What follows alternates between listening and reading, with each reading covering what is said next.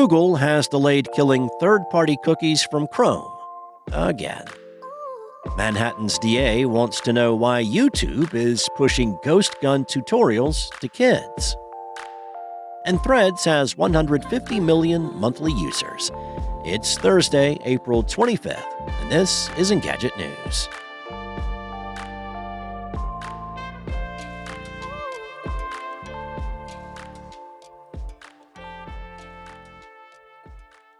Google keeps promising to phase out third-party cookies on Chrome, but not actually doing it. The company vowed to deprecate cookies back in 2020, pushing the date back to 2023 and then 2024.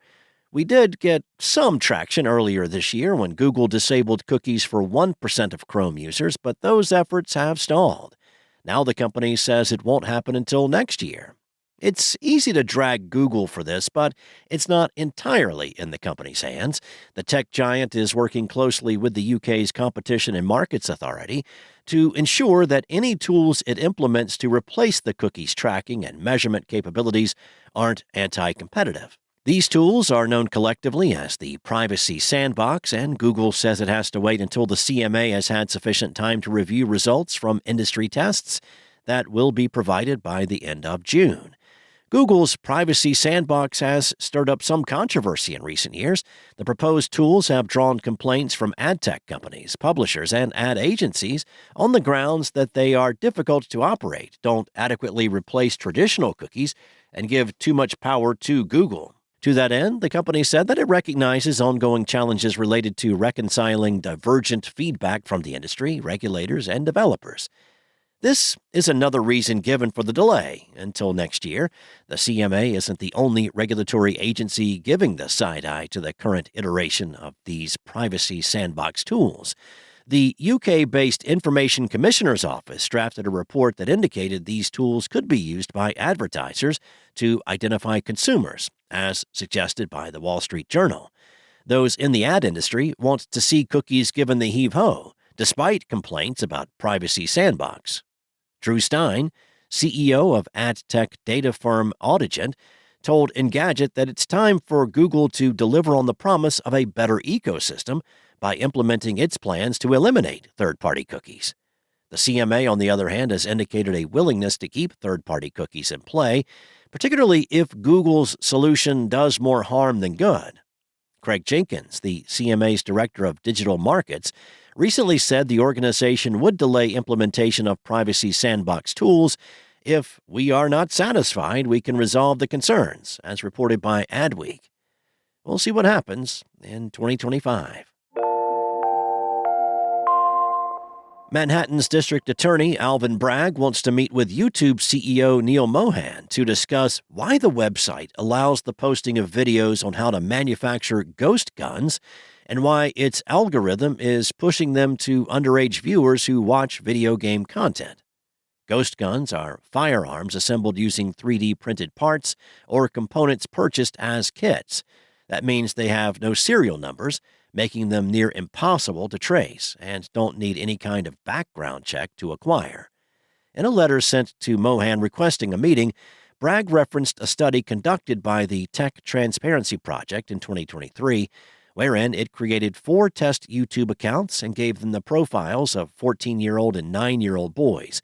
Apparently, after playing at least 100 gaming videos, YouTube's algorithm started recommending instructional videos on how to make ghost guns.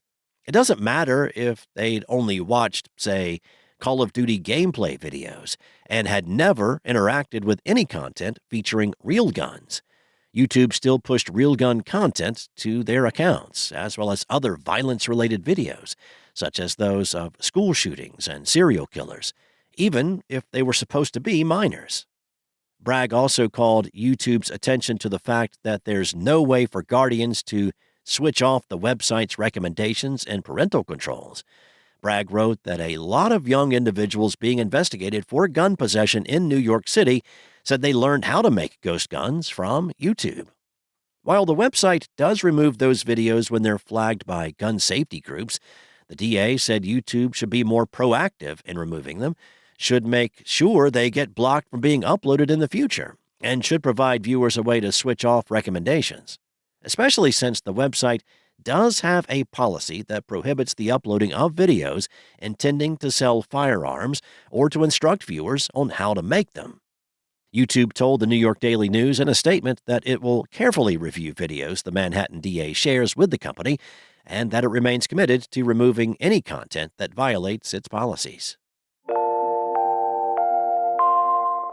Meta's Threads app now has more than 150 million monthly users, an increase of about 20 million new users since February. Mark Zuckerberg shared the latest user numbers during Meta's first quarter earnings call, saying that the app continues to be on the trajectory that I hope to see. The update suggests Threads is continuing to grow steadily, though at a slower rate than its initial explosive growth. The app racked up more than 100 million downloads in its first week, but later saw a drop-off in engagement. But over the last 6 months, Threads has seen more consistent growth, and Zuckerberg has speculated the service could eventually be Meta's next billion-user app. Notably, Threads seems to be outperforming X by some metrics. Estimates from analytics firm Apptopia indicated Threads has more daily users in the United States than X. That's according to a Business Insider report earlier this week. Threads also scored another significant win recently when Taylor Swift joined the platform to promote her latest album.